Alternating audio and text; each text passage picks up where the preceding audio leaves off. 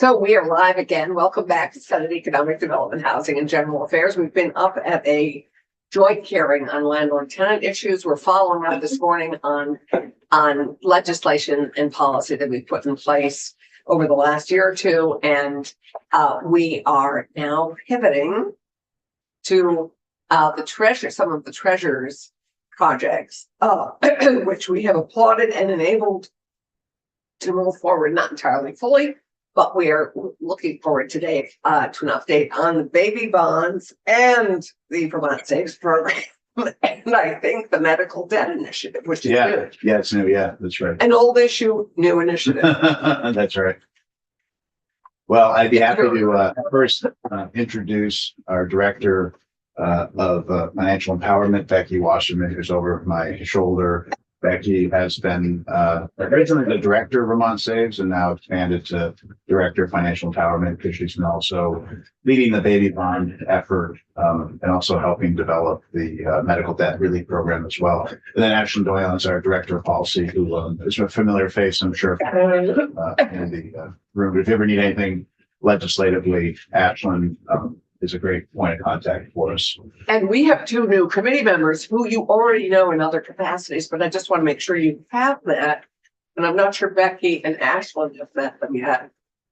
Tom and David. David, have you met Ashlyn and Becky? But have you met Becky? Because Becky, of course, was in legislative council. Yeah, I think we met. Okay, great.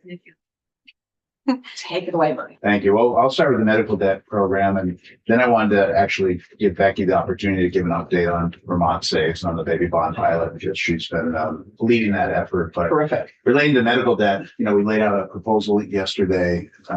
We had a similar proposal that's been laid out in about 20 other geographic government, areas. So that's state, county, and city. There have been 20 different relationships with an entity called Undo Medical Debt, which is a nonprofit that's been in this space for about a decade. And they originally did philanthropic work to retire medical debt. They would raise money from foundations, from donors. They got a big donation from Mackenzie Scott about 4 or 5 years ago of $80 million. They were featured on This Week Tonight with John Oliver. That sort of raised their profile. And then all of a sudden, about 4 years ago, Cook County, Illinois had the idea of partnering directly with them to work to reduce, eliminate, provide relief on medical debt for their residents specifically, instead of in their broad philanthropic way that they had been operating prior to that. Undo has a really long track record of doing this. They've retired about $15 billion of medical debt over their 10 years that they have been in operation.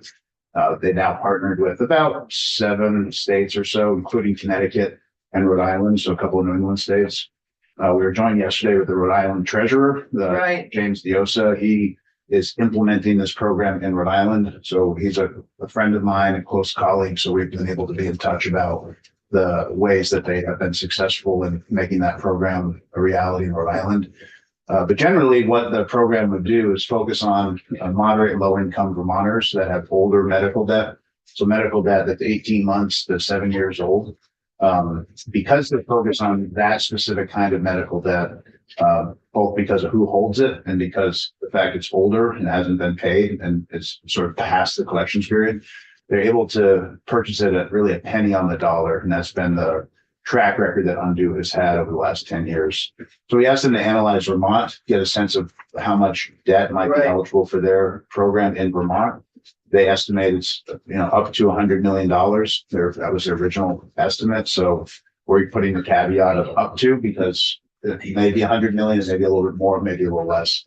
But with that being their estimate, we would need an appropriation of $1 million to be able to eliminate $100 million of medical debt. So it has a big impact, without having a big price tag from my standpoint. One-time appropriation. It's huge. Yeah. Huge impact for relatively modest money. So in terms of the $1 million, our proposal would ask the legislature to reappropriate $1 million that had already been sent to our office 4 years ago. So 4 years ago, we were. What did we send it for? It was, we had been appropriated $20 million to buy down some outstanding bonds for the state of Vermont. So we have about $600 million outstanding in debt. Right. This was $20 million to buy down. When you look at, I think a simple way of just explaining why we haven't bought the bonds down yet is for each million that we would use to buy down the bonds, Excuse me, can you close the door? Thanks. Okay. for each million that we would use, it would be a sort of a lifetime savings of about $50,000. So that would be the savings to execute on this. For individual. For each million that we spend on the 20 million to buy down the outstanding bonds, the lifetime savings would be $50,000.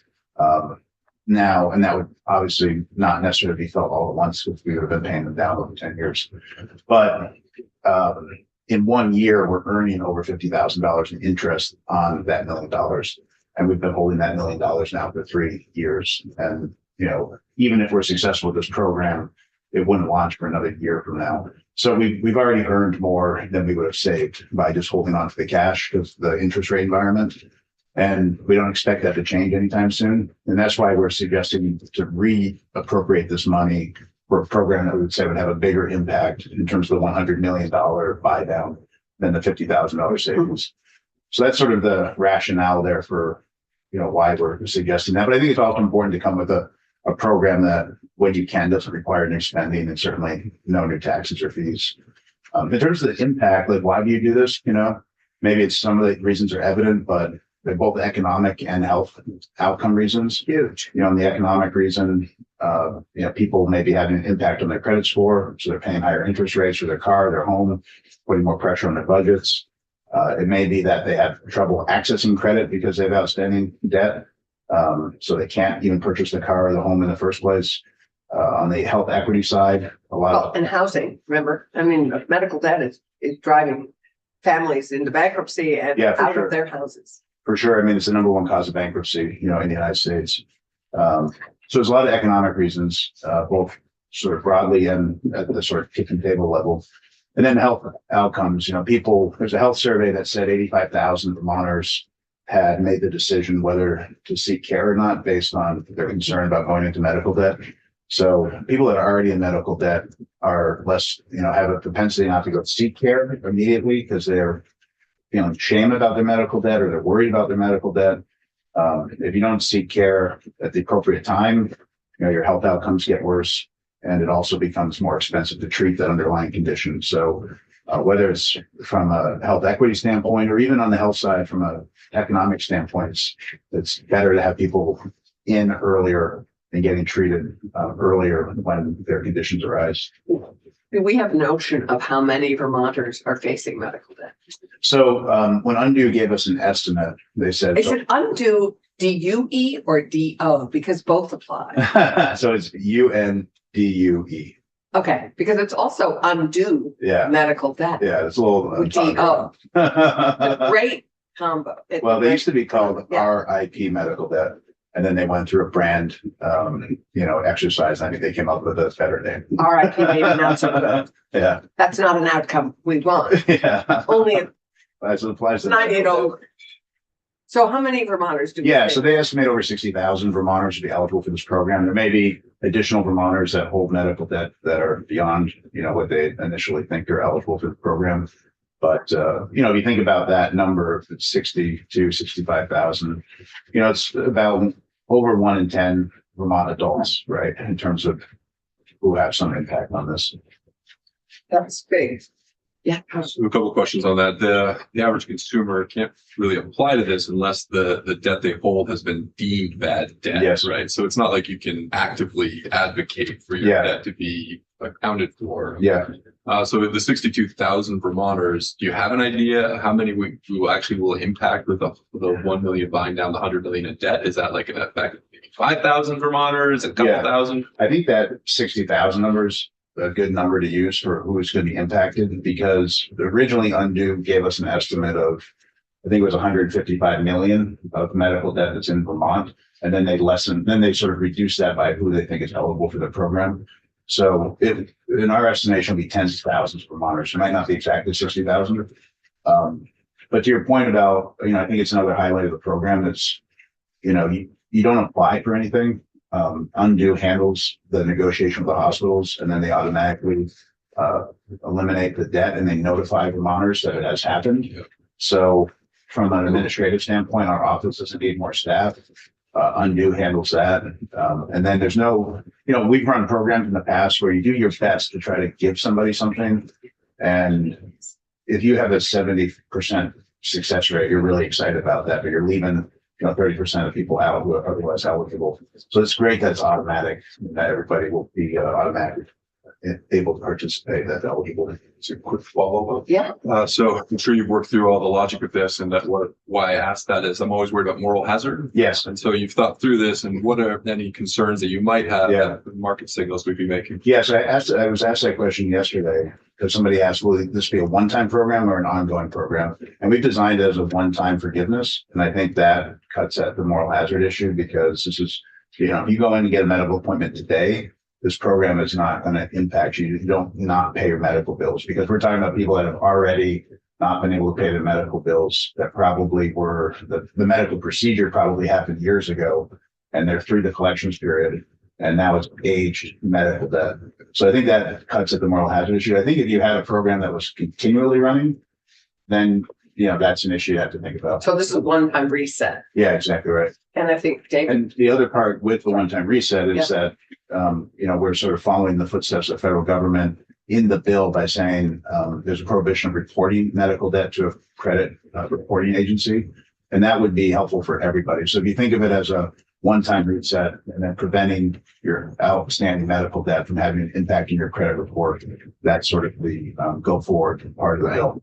And the federal government has done this, but I still think it's important for Vermont to, they just did it 2 to 3 weeks ago. So there's a lot of uncertainty at the federal level around these kind of consumer issues. David, did you have a question? I do. Just curious, how do you prioritize of those 62,000 people whose medical debt is? Yeah, Or is it everybody? Is the target really everybody? it's everybody in that sort of moderate to low income. So their definition of that is folks that are 400% of poverty and below. And then also they have another category for folks that have over basically people that hold a lot of medical debt. So even if you're above 400%, but you have a lot of medical debt, if you have over 5% relative to your income, you're also eligible. And then in terms of practically how it works, Senator, is you really go hospital by hospital.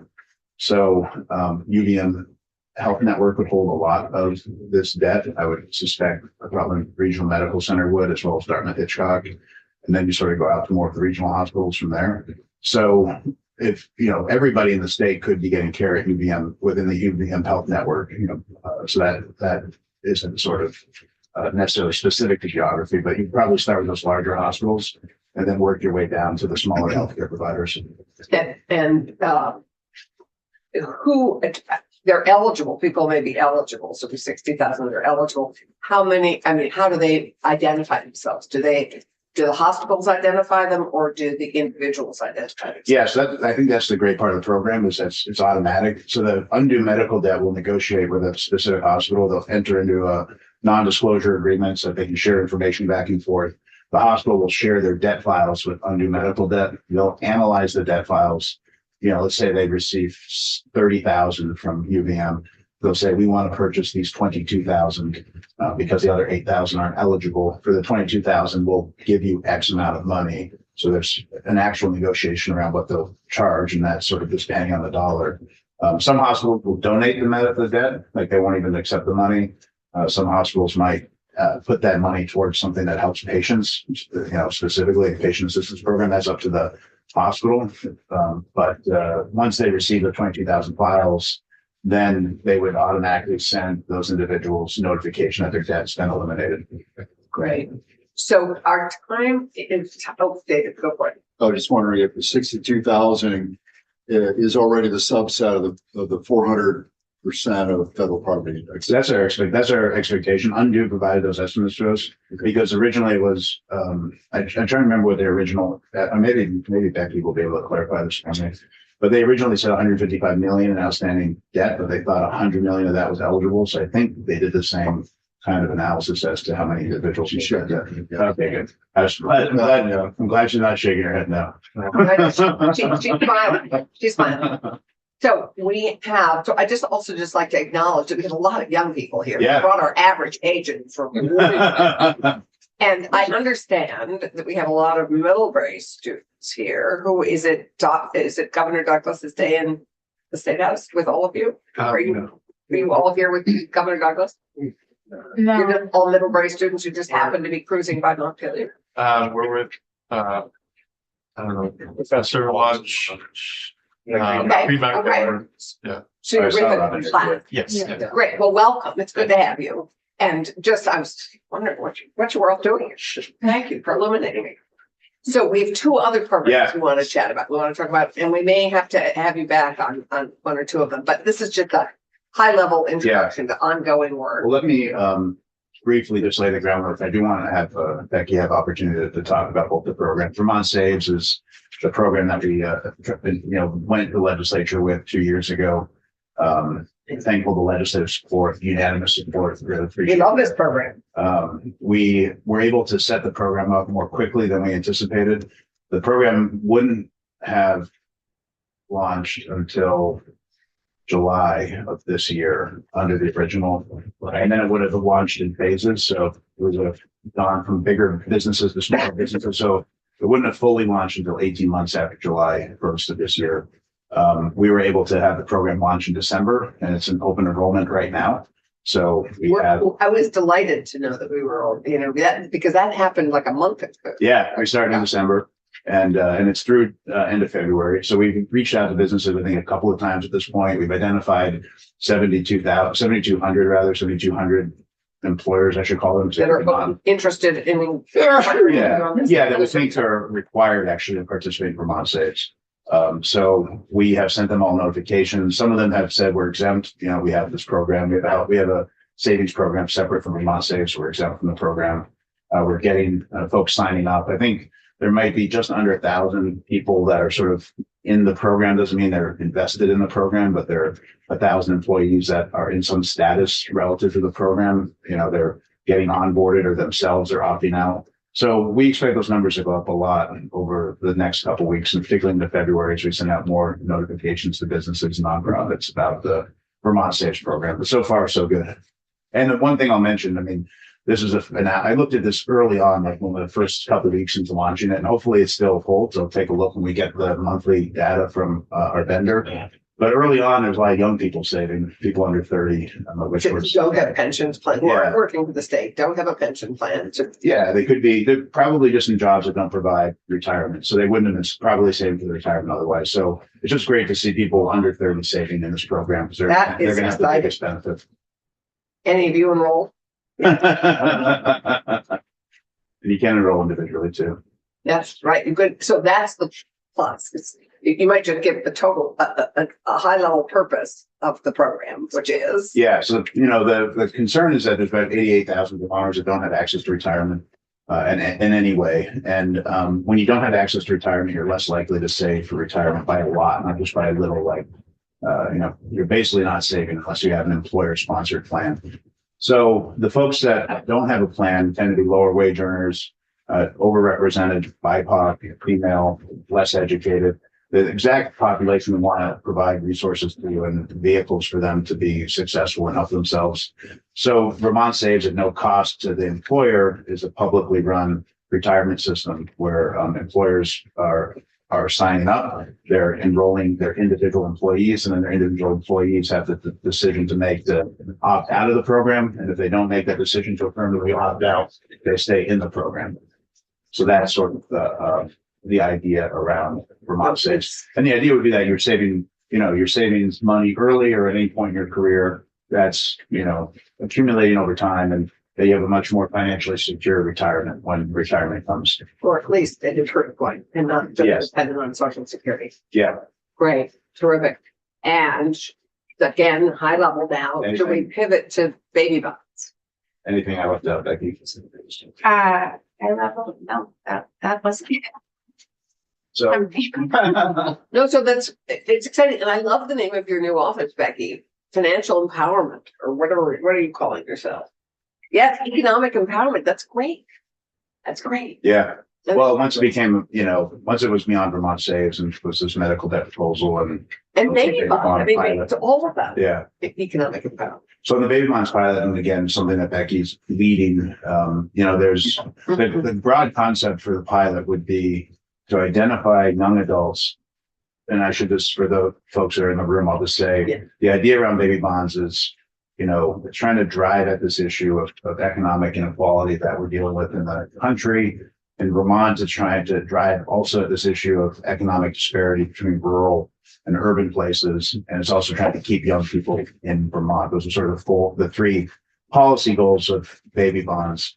What it would do is provide, 3,000, 3,500, something like that for every child born into poverty in Vermont. And poverty would be defined by being born on Medicaid. So we would invest that money for the individual until they reach the age of 18. And then between 18 and 30, they could claim their baby bond for the purposes of buying a house in Vermont, starting a business in Vermont, rolling it into their education and paying for their education, or rolling it into their retirement. So the idea would be that you're providing opportunity for wealth creation by providing that baby bond and having it specific to those four purposes. And you're also tying people into the Vermont economy by having it be, buying a house in Vermont, starting a business in Vermont. Going to school, there's some discussion about whether that would be limited to Vermont or not. So, that is sort of the policy objective. What we want to do for the pilot is sort of prove out. The pilot is what we're considering legislatively this year. The pilot was passed last year. Right, but I mean, Yeah. finance, there are things we need to do this year to enable it. Yeah. Well, yes, we have some policy changes that we'd like to make to clarify. And then there's the discussion around financial. And where are you hoping to start that, and who is asking for that drafting? So I think it's in our sorry, Ashley. For the record, Ashley Doyon, Treasurer's Office, we're hoping that there will be a bill, possibly coming out of House Government Operations, because we have a lot of other housekeeping items, old statute cleanup that is more government operation. And though this is economic development, I think it makes sense for the travel all together. Yes, help us advocate for something that another committee's doing, that's fine. Come to you eventually. Great, we can do a run by of it, but Yeah. this is all economic empowerment, even if it may be a gov-ops bill. And the idea for the pilot would be to sort of try to understand the impact that this proposal would have. So we want to identify a cohort of young adults. So people are about to turn 18, so maybe they're 17 years old, and you sort of fast forward the process. So instead of giving $3,000, you say you have $18,000 for those four purposes. And then you would sort of watch how they act and what their decisions are and how their outcomes have changed over, let's call it like a 3 or 4 year period. You need an independent evaluator. So we've been in contact with both the local and national independent evaluator for that. You need somebody to help you with the process of managing the accounts and the money and the administrative, and there are And the longitudinal aspect of it. yeah, exactly. And there are folks out there that have gotten into that space because I think we were one of the first pilots to exist in terms of the concept, but there are a number of pilots around the country that are now springing up. So there's a little bit of a community. And then of course, there's the foundational, there's sort of seeking the funding. The idea was that we would seek private funding to support this program. So we have some things that we needed to get in place in terms of what the program design would be and who the key relationships would be for our office before we're in a place to ask for money. But I think we're now sort of in that place. I think you're there, and it would be interesting for the state to at least provide some seed monies for it. Yeah, and what would be particularly helpful, Which would help with leveraging private money. for sure. I mean, it would show the state's commitment. It would also help as it relates to sort of the administrative piece of the pilot. So the academic evaluator, the national evaluator, and the like. Right. Just so I don't surprise you with Yeah. your session, I love Vermont Saves, and I think the medical debt thing is a good discussion, but I have a lot of open questions about the baby bond thing. So before I be on board with it, I want to go through a list of like 13 questions and I understand some nuance. I will do that today. We Well, appreciate that. And you may have to ask, give them to me to ask in GovOps, which would be great.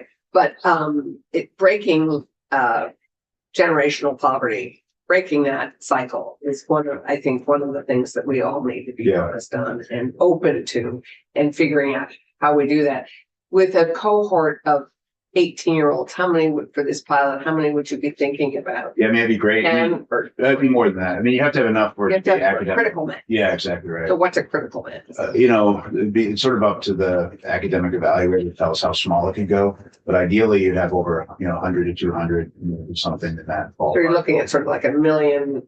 Plus, yeah, that would be the foundational money that would be that'd be the money we'd be asking for from grants and philanthropic.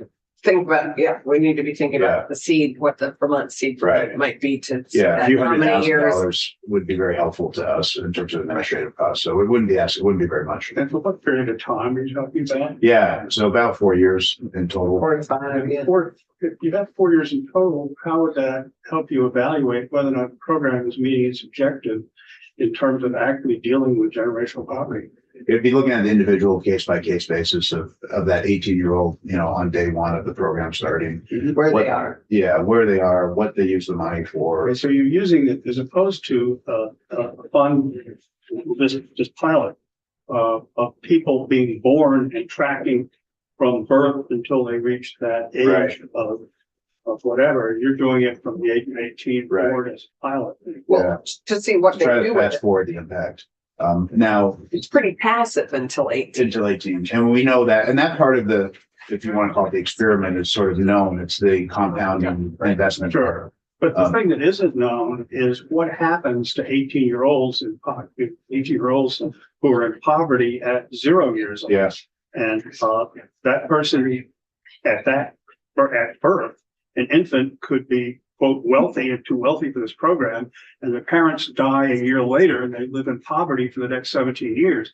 That person doesn't benefit from the program.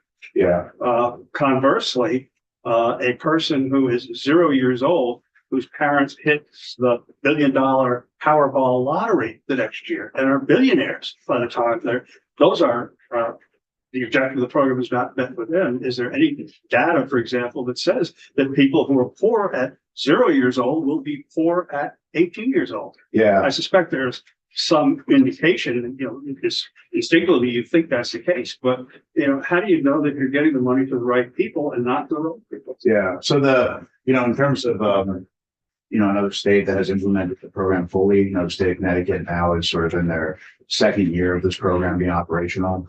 So one of the reasons we thought focusing on older, young adults really, but older kids, was that we could watch the Connecticut program play out over the same period of time. So we had 5 years of data for Connecticut. You'd have a sense of, what the economic status was of a child providing a baby bond a year ago and what it is, 5 years into the future, and give you a snapshot of both how the financial circumstances changed, not because of the program, but just because of things outside of the program. And then also, which I think is important for us to understand, and we won't be looking at it, Connecticut will be, but how does the family change its behavior because they have had As a this result. investment from the state of Connecticut? So I think that's another important part. And what does that empowerment do to their expectations, their sites, their planning, the Right. whole thing? This So- is obviously at the point, this would be a very long discussion. As Yeah. there are many of us at the initial part of this who were not, much as Senator Chitten's raised, are not at all. You had more than Program 30 as questions. described as to what it does.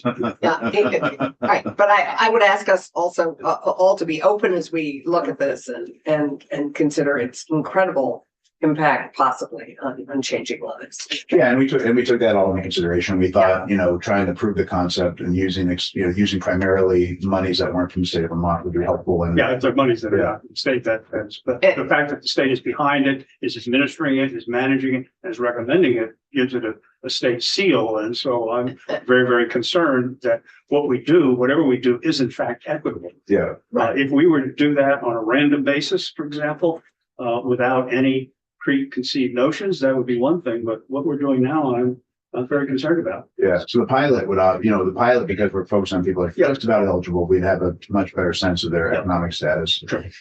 I need Sorry. to sadly, Oh, okay. that's all. We have taken the Oh, big sorry. hook. We've taken the big hook upstairs Yeah, and pull a I chair know. down from his active committee work to give us, to boot us up on the next report. Yeah, well, it's a pleasure to be here today. Thank you So- very much. I thank you. Yeah. Always wonderful to have you in this committee. I love to think outside the box, which is what we need to do in solving some of these problems. And I think, would encourage us all to be open to some of these ideas. And we will have you back. Becky will have you back, and all three of you. Yeah, Team. great. That's The treasurer's team. Thank you. Thank you, and I look Yeah. forward to seeing this presentation in DevOps. Yes. And I look forward to my colleagues' questions that they're going to funnel to me so I can help answer. Thank you. Thank See you. you later. Thank you very much. Becky, very exciting to see you in your new role. Nice to see you again. To see you all. Empowering Vermont. Great, thanks. So we're going to pivot to Share this seat. Or, yeah. we are going to pivot to workforce, a different aspect of workforce and workforce development. And we have a bunch of Middlebury students with us who are observing, I think. And in A class. bunch of Middlebury graduates in this building too, myself. Welcome. And so we're going to pivot to our next step with the special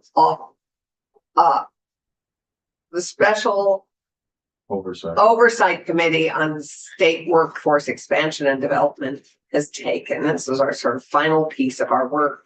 And Mike, for our new members, I was hoping you as chair of SOCWID would update and sort of give a high level picture of what we undertook, why we undertook it, and what people have. And then Rick is going to begin the work of looking at the details of it. And we also have our fabulous director of workforce development embedded in the Department of Labor, Jay Ramsey, with us as well. So we are all set to start on this journey. Okay, Thanks. thank you, Madam Chair, Committee. For the record, Representative Michael Markoff from Coventry. I'm Chair of House Commerce and Economic Development, and also I was Chair of the SOCWID Task Force for the Alaskan region when it first started. So, And I was his vice chair, which we've worked together for now 2.5 years on this project. And have you met I assume know Tom and Dave. Okay, great. So SOCWID actually started from a committee conference between this committee and the committee in 2020. It was an idea that was brought to the House conferees by the Senate conferees to actually, at that time, put somebody into that position as the executive director of workforce development for the state directly under the governor. We had some conversations with the administration, talking with Kendall Smith, and we all decided that, yes, it's something that we need to look at, but maybe a little premature on exactly naming someone, and to go through the process of figuring out all of everything that we need to do to get to that point. So in the legislation, SOCWID was created. We were given a $250,000 appropriation to hire a consultant to assist us in that process. So we went through that process of hiring a consultant. It took probably 6 or 7 months before we were able to onload PCG as our consultant. And they worked with us over the winter and summer. That turned into legislation last year. I think it was Act 146. It was 8707 that actually created the Office of the Executive Director. Also put into place a study to be done on a data bank, or so that would take the State Workforce Development Board and ADS along with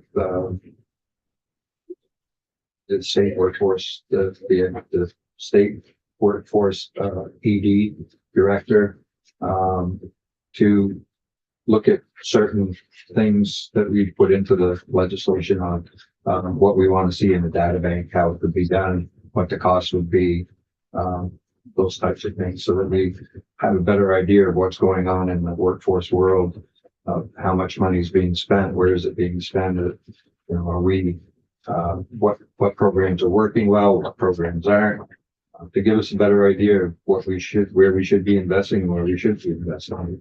And that's both investing in state programs and investing in private sector programs as well.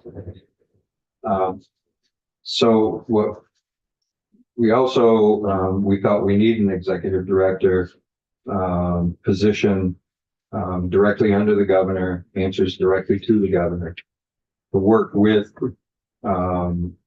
the commissioner of the Department of Labor. Previous to this legislation, the commissioner of the Department of Labor was the workforce champion.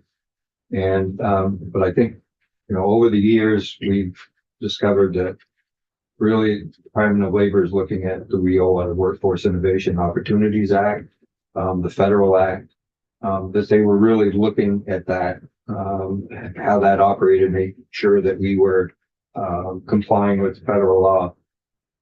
But workforce training and development in Vermont is much larger than WIOA. And so we were looking for someone that could look at holistically the workforce efforts in the state of Vermont, both in state and in the private sector, to be able to inventory that, know where these players are throughout the state, and also be able to coordinate gatherings regionally, having planning discussions regionally, and then coordinate planning and regional and statewide discussions as well, so that we're involving all players, businesses, as well as everyone providing workforce training, which is through our educational systems, all the things that are going on in AHS, all the things that are going on in DOL, and all of the private players. So last year we put the legislation was passed to hire the executive director. So then And create the office. we created the office. We needed to then understand what the governor should be looking at, or what we would request him to look at, not telling him, but some of the attributes that we want from this person. We want to make sure that as much as possible, this isn't a political appointee, that it's someone that has a background in workforce development, can understand what's going on in the federal government and the state government, and outside of that, take an inventory of everything that's happening in the state of Vermont, work with the State Workforce Development Board in creating the plans and a working plan on activities that we need to put into place, depending on what businesses are looking for in the next 5 years and for more for workforce. We also had broad discussions with PCG first time around on the State Workforce Development Board. So at the time, the State Workforce Development Board was comprised of 63 members, became very unwieldy, very difficult for that board to operate. The federal requirement, the minimum is 27. So last year, discussions between my committee and this committee were that we needed to go back to the 27 minimum. Lean, mean, fighting machine. Exactly. But in that, we also, we also know that the people that were serving, especially the business community that was serving on the State Workforce Development Board, were very important. And so we made sure that committees would be able to be subcommittees, and committees and subcommittees would be able to be appointed by the chair of the State Workforce Development Board.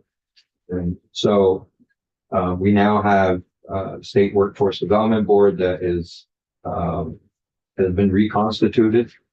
27 members. We haven't met yet. Looking forward to it. But we do have a chair, and we do have the executive director of workforce strategy and development. So I just want to remind the committee we met Sabina Haskell, who we met the other day when the Department of Labor came in. So she answers to the governor direct, not the Commissioner of Department of Labor. But she works closely with the Department of Labor and with the Commission on Workforce. I think she's she has a lot to do, a lot to figure out. I think we can do our best to assist her. So the legislation that the SOCWED is proposing, which you'll be looking at, deals with the separation of duties from the Commissioner of the Department of Labor and the new Executive Director of Workforce Strategy and Development. And I think, we worked, I think we met 6, 7, 8 times We met a lot over of the times. summer and fall to get to this point. And, look forward to working with you and developing that legislation so that we can move forward with this new executive director, and she knows what her duties are. The commissioner will know what his duties are. So may I just add, Mr. Chair, that this really is a clarifying document. This clarifies the obligations and responsibilities for both the Commissioner of Labor and the Executive Director of the state Workforce Strategy and Development Office. And just to remind those of you who are new, Randy already knows this, but this creates no new positions. This repurposes. Is that a fair thing to say, Jay? Right. It repurposes 2 positions we already had in the Department of Labor that we're hoping will be more fully used now, and that this is, I think, a very good use of our re-examining what we already had, repurposing assets that we had to fulfill a larger, I'm hoping larger purpose. So that, just to set the table on that, is also an important piece of it. This is clarifying roles and responsibilities. Mostly that in our version, we don't have the data trust language. Well, that was in 707. It was in last year. We passed that. And I just don't know what next steps we have to do on that, but we'll chat, obviously. Yeah, we're going to wait for a report that's due Right. to us in December of this That's year. right, December. So just to close, I just want to thank the members of SOCWED for the last 2.5, 3 years of work. The chair was a member of that task force, Kendall Smith from the governor's office, who's now Deputy Commissioner at the Department of Labor, Commissioner Harrington, and Adam Grenold was with us for all of it. But he was there in the official capacity of being the chair of the State Workforce Development Board until July 1 of last year, when the State Workforce Development Board ceased to exist, because then we reconstituted it. So, but he still was meeting with us on. So I thank all of them for providing all the input that we received. And Ellen Taylor. Ellen Kaler, Vice Chair Granning from my committee, also sat in on the meetings and was very helpful. So, and certainly appreciate Rick, all his efforts, in helping us develop the language that you'll be going through. And Jay, because we Jay. began with, Jay was, an integral part as well. So all the stakeholders really were amply represented at the table. It's a consensus recommendation, and we're very excited to move forward. I think for our new members, one of the challenges we face as legislators is we were really being nickel and dimed on all these new workforce initiatives. And we didn't have any one office where everything was coordinated. That one executive director came to us with recommendations every other year initially, at the beginning of the biennium, saying this is where the workforce is, this is what we need, these are the new initiatives, but all under one umbrella so that it's coordinated. And that is what we're really hoping to have, is full coordination on our workforce work. And it's, I think it would be great just to hear. Thank you, Chair Marcotte, for teeing us up on this, because it was really a pleasure to work together so closely on this, and we're so pleased with it. And I would just hear of how, how this will be used and how he sees partnering with this office. I'd just love to hear briefly from Jay before we hear from Rick, and we may need to have Rick back on this, but Any questions for Mike before he departs? Great, thank you. Thank you, Madam Chair. And Thank you I for will your, have to, thank you for your chairing. I mean, we had, it was a great. Oh, and I just have to say, Sockwood is taking credit for Kendall's transition to the Department of Labor. Because she got so excited about workforce issues that when she was ready for a new job, this is what she chose. I mean, she chose this. So I'm very excited to have her as Deputy Commissioner of Labor. And we feel a part of it. We feel invested. it's a good partnership with the has administration been. on this. And it was actually a great, and when people say we don't work together well, it was a great example of our working together very well, because beginning in 2022, when I first proposed this and I got whisked upstairs to say, would you consider this? An It was further than alternative, that. It yeah, was 20. exactly. So 2022, 2020. 20. Oh, it's what's You funny. started Oh my in God, that's 2020. right. Time flies when you have COVID. So it's just, this has been a very good partnership with the administration. And So I think at some point you and I will chat to figure out. yeah, who Who takes wants it to up start? first? Yeah, great. Okay. Thank you, sir. Madam Chair. Thank you for Thank making time. Appreciate you making time for us. Jay, would you just love to give us further amplify? I think that's what we're asking you to do. Further edit. Good morning, Jay Ramsey, Director of Workforce Development at the Department of Labor. So this executive director position, so let me back up, the committee spent a lot of time trying to understand what my role is versus what the commissioner's role is and the executive director's. So if I could just frame that for you, I'm a division director. There are 80 people approximately that work in my division throughout all of our offices around the state. They used to be called the unemployment office, but they're employment offices, and we help people get connected to training so that they can get jobs and get better jobs. So that's my role in the system.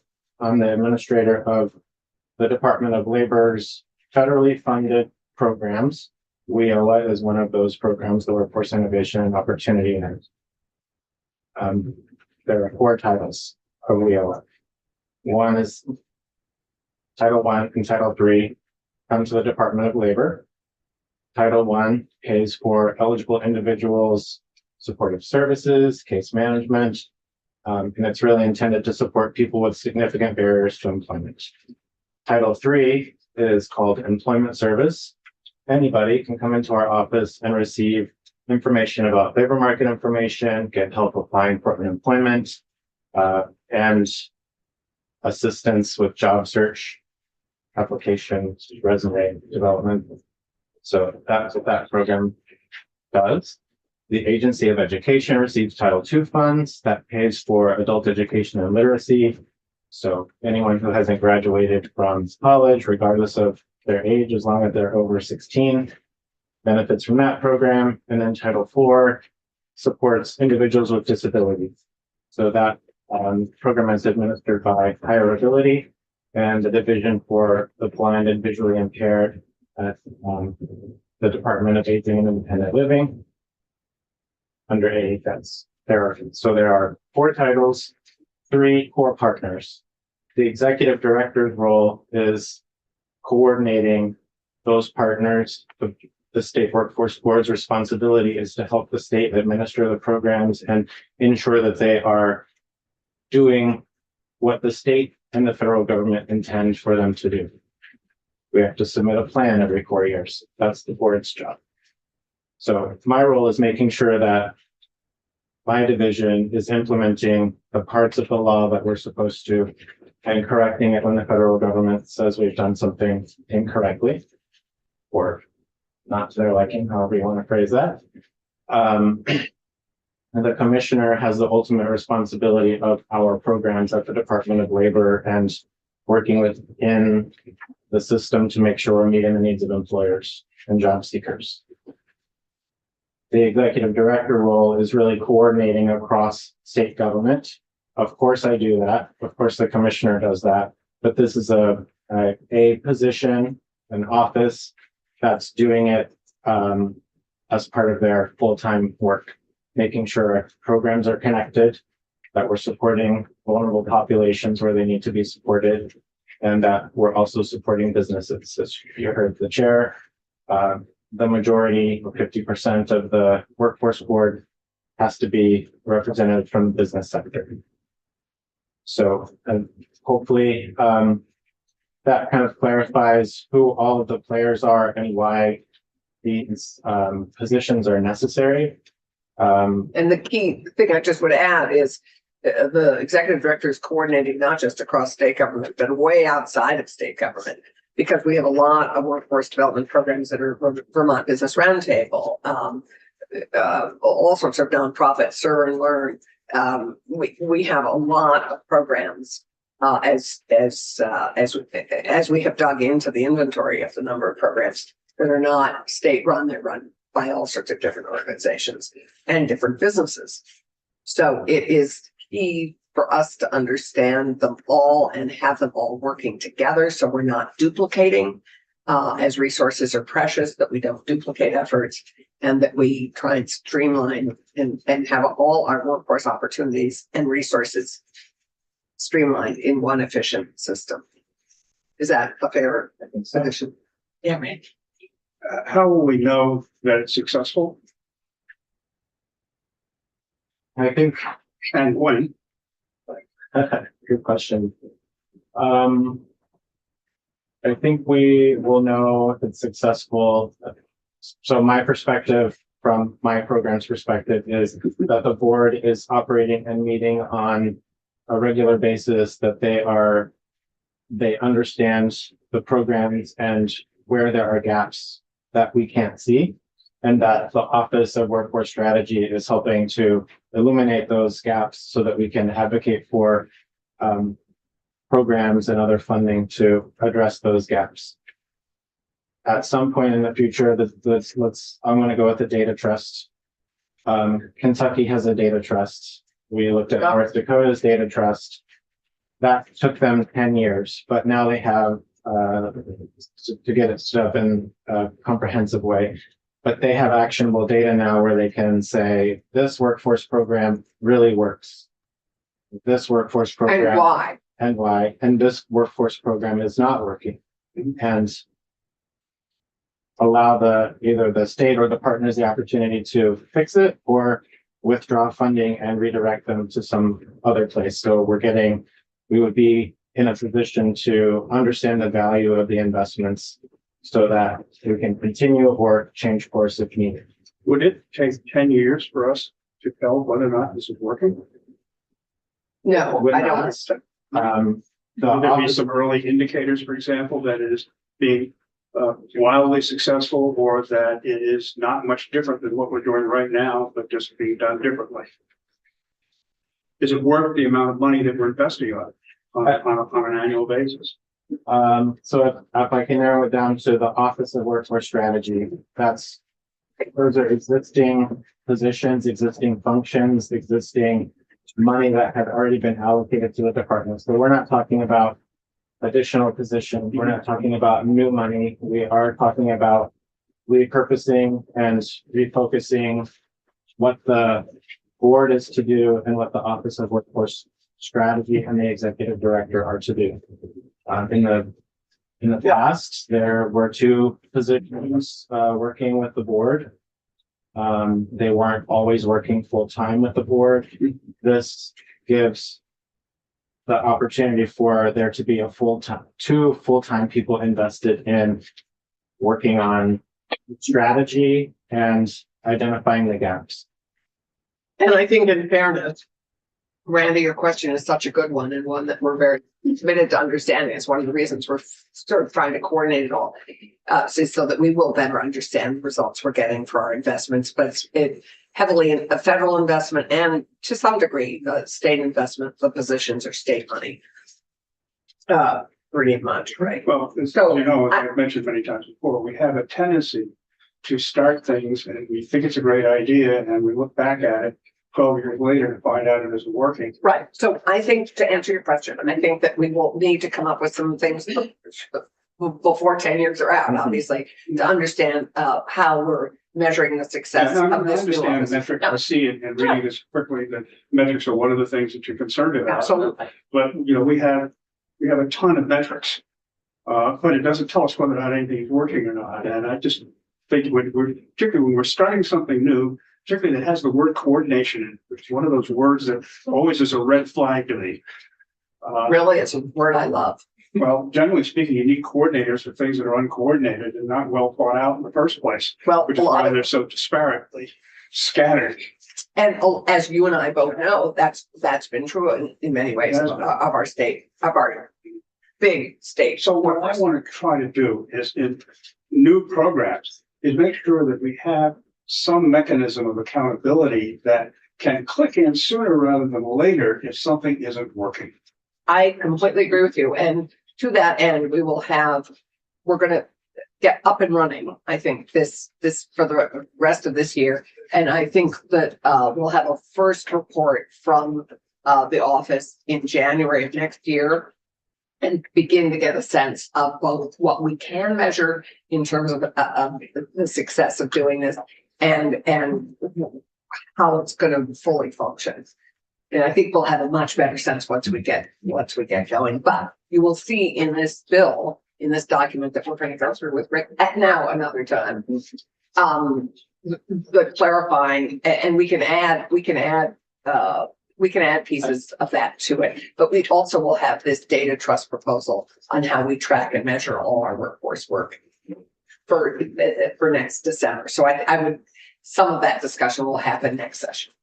And if I just would highlight a point that's made in this bill is to have the executive director work with the chief performance officer at the That's right. agency administration to design these indicators that you're rightly asking about. And I'm fumbling through. No, and I'm not sure both David and Tom, you're aware of the office of the chief performance officer exists No. in state government. No, you're lovely to me. Yes.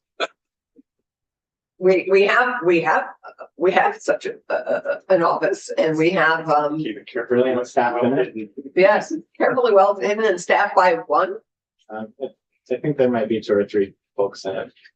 Within the Department of Labor, or is this statewide? No, it's embedded in the And- budget. Where is it? Agency administration. It's not named Elon Musk, is he? No, the name, and we have a new person after Susan was there for so long. Thank you. I think Thank you. sadly, Rick, I apologize. I think that we teed it up though. I think, are you feeling a little teed up to take up? Feeling like there's- Okay, great.